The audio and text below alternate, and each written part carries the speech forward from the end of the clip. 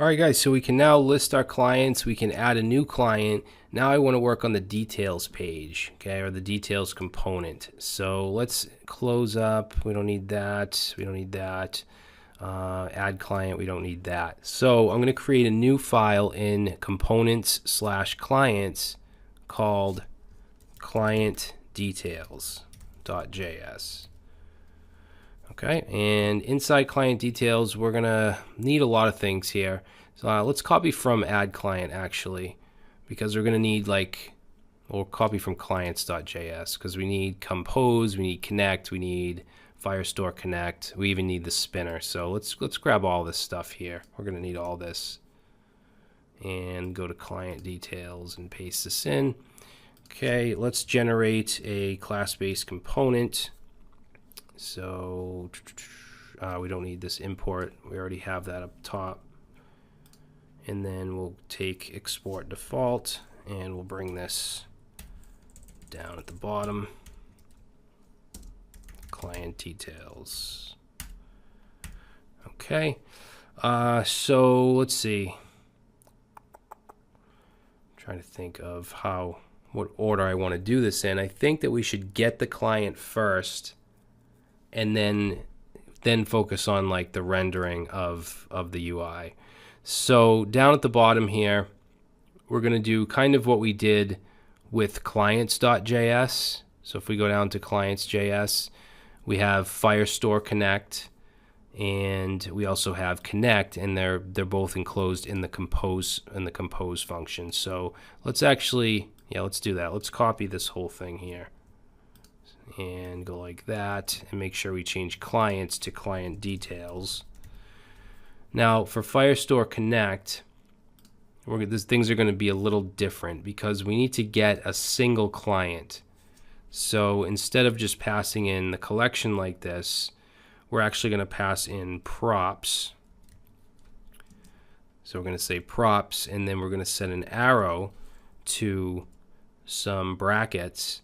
And inside here, we're going to define the collection. Okay, so basically this is what we just had. I'm just adding props. And the reason I'm adding props is because we need to get the ID that we want, and the ID is going to be in the URL. Okay, because remember, it's going to be client / and then whatever the client ID is. So the collection is going to be clients, and then we want to we don't want this to be in our state as clients, because if we do that, the clients from the clients component, okay, when we fetch the clients through there, it's already going to be filled with that. Okay, so we want to store this as something else. So we can actually say store as and store it as something else in state. So I want to store it as client, okay, singular. And then we have to specify the document that we want to grab. And again, we need to get it by its ID. Now the ID is going to be in the URL. And the way that we can access that is through props.match.params. Okay, so we can get params in the URL, and we want the ID. That's how we're going to get it. And now in Connect, we want, for state, I'm just going to use a little bit of destructuring here. We're going to say Firestore. So Firestore, and then we want to get ordered out of that. So ordered like that. And then here, instead of clients, we're going to say client, and we don't have to do state.firestore.ordered because we did destructuring. So we can simply say ordered. We want to say ordered.client and ordered.client, and then this is going to be an array with the single object. So we want the first item in the array. It's always going to be the first item, which is 0. All right, so that should get us the single client, and it should get it by the ID that's in the URL. And we haven't created a route for this yet, so we will have to do that. But for now, let's just render out details, and I just want to make sure that we can actually get the client. So what I'm going to do is in the render, let's say const we want to do destructuring here. Client equals this dot props. So we want to pull client out of this dot props, and then let's just console log it. Actually, we don't have to console log it. Let's go in the return, or let's say if, because we want to make sure it actually came back from Firebase. So if client, then we'll return. I'm gonna just copy this or cut that out and put that in here. And then let's just put in the client name just to see if it works. So we'll say client dot first name. All right. So I'm going to save this, and hopefully it will display the first name. Now we have to create a route. So let's go to app.js. Let's bring in our client details component. So I'll just copy this down. We'll change this here to client details and client details, and then we'll create a route. Okay, so exact path is going to be client slash, and then we want :ID because it's going to be a parameter. It's not going to be not just ID, because we want this to represent whatever the actual ID is, and then this will be client details. All right, so let's save that. And then if we go back to our application, I believe if we hover over details, yep, you'll see it goes to the client ID. Let's click that.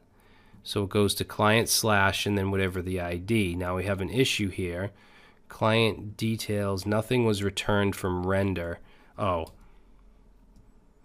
Let's see, client details. So we said in render, if client, then do this. Else, then we want to return our spinner.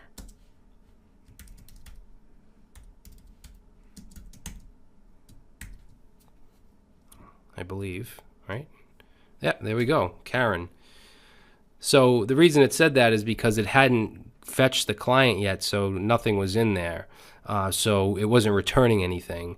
So what we did is we said else, if it hasn't been returned yet, if it hasn't gotten fetched from Firebase yet, put a spinner in there. That's why if we reload, you'll see the little spinner for a second, because that's the time it takes to get the client. And then we're just putting out the first name. Good. So we know that all that stuff works with the Firebase Connect and all that. So now we just pretty much have to build out the page. So let's see what we want to do here. Inside this return, we have a div, and then we want to back to dashboard like we did on the other page. So let's do a row, and let's do a call MD6, and we're going to put a link to the dashboard. Class name is going to be btn link, and we want an icon of FAS, and then we also want FA dash, what is it, arrow dash circle dash left, like that, and then that'll say back to dashboard. All right, now I'm going to have another 6-column div because we need an edit and delete button, and that's where I'm going to put this. So call MD6, and let's use a button group in Bootstrap. So a class of btn dash group, and let's also float right. Okay, so in this button group, we're basically going to have one of them is going to be a link because it's going to be the edit. It's just going to go to client slash edit slash and then the ID. So let's put in link to equals, and it's going to be dynamic. So let's put in backticks here. It's going to be slash client slash edit slash and then the ID. So we can use this syntax and we can say client dot ID. Okay, and we'll do class name equals, let's do btn and btn dash dark. Put our ending link, and this will be edit. So that's the edit. Now the delete is going to be a button. So let's do button. Let's give it a class of btn and btn-danger. And we'll say delete. Okay, now this will have an event attached to it, but we're not going to do that just yet. We'll do that later. So let's save this and see what we get so far. Okay, so it looks like that. Now what we'll do is let's start to add the information. So under, let's see, so we have button, and then let's go under this div, and let's just put an HR here. I'll do HR, oops. And under that, we're going to have a card, a bootstrap card. And inside the card, we're going to have a card header. Inside here, we're going to put the client's first and last name. So we'll do client dot first name space client dot last name. So that's the header. Then under that, actually the header I want it to be an H3 like this. H3. And then we'll have the card body. So card dash body. And inside here, we're actually going to use the grid again. We're going to have a row. And let's do a call dash MD dash 8. And let's do call dash SM. If it's on small screens, it'll be 6. Okay, we're actually going to have 2 of these. So medium screens and up will be 8 for the first one. This will be 6. For the second one, medium screens will be 4, right? Yeah, 8 and 4.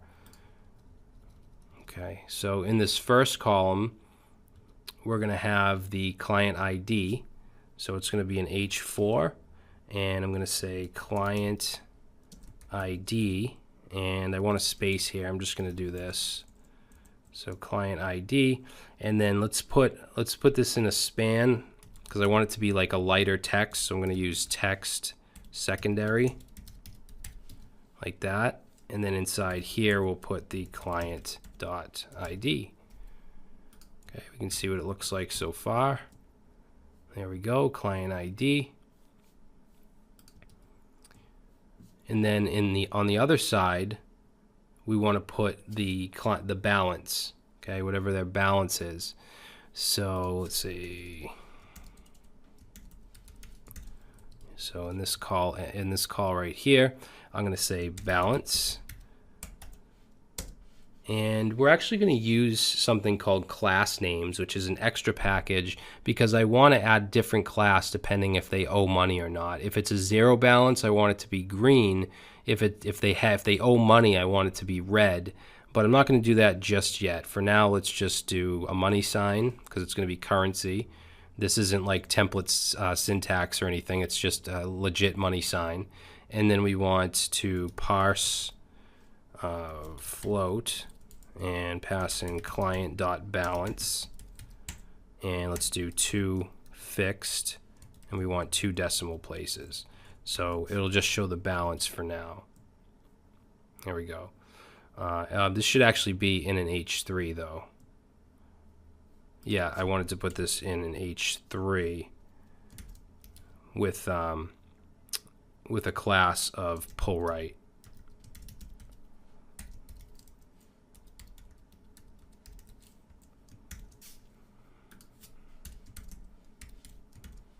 That.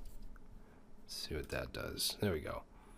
Okay, and like I said, we'll use class names to change the color, but let's add the rest of the stuff first, which isn't much. We just want, let's see, we'll have the email and phone down here. We are going to have an icon here where we can click it, and then a little form will show up to update the balance, but we're not going to get to that functionality in this video. So we'll do that after. So let's go under the H3, and I'm going to put a to-do right here. This is where we're going to put our form. So I'm going to say whoops, that's not a right comment. Let's do at to-do balance form. We'll probably do that in the next video.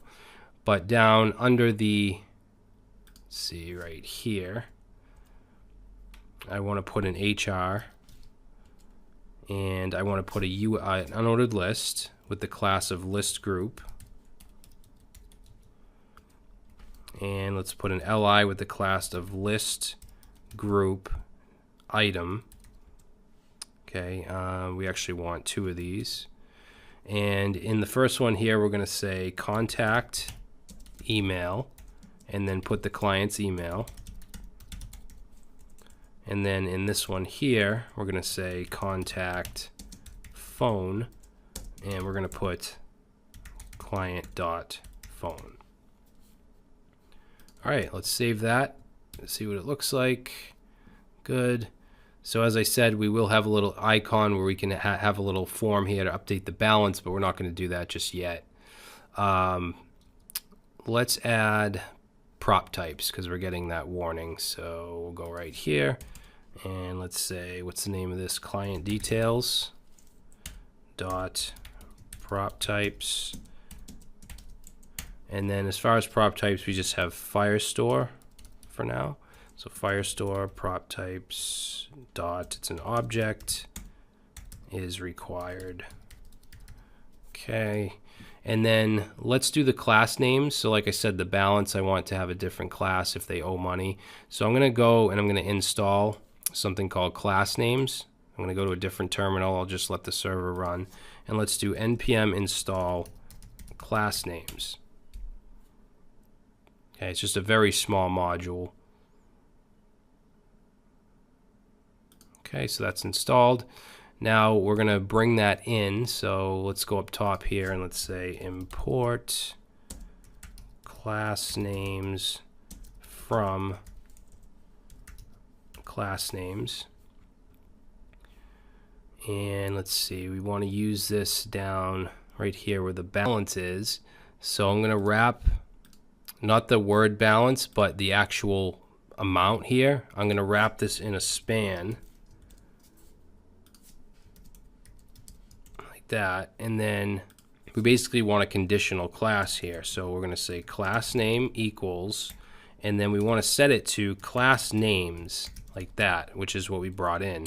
And then that takes in an object where we can map certain class names to certain conditions. So I want to map text dash danger, which makes the text red if the client owes a balance. So if we say client dot balance is greater than 0, and then let's do another one. We'll say text success, so where it's green, it'll make the text green if the client dot balance is equal to 0. And that should work, hopefully. Let's save that. And okay, let's go back. Details. All right, so balance 100. So this client owes a balance, so it's red. Let's go to the Tammy Waters, who has a 0 balance, and it's green. So that's exactly the functionality that I want. Awesome. And that's red. Good. So anyone that owes money, it's in the red. And you could do that in this if you wanted to. You could make these different colors, but I'm not going to do that. All right, in the next video, we're going to implement the update balance form. So I want a little icon we can click, and then it'll show an input, and we can quickly update the balance from the details page.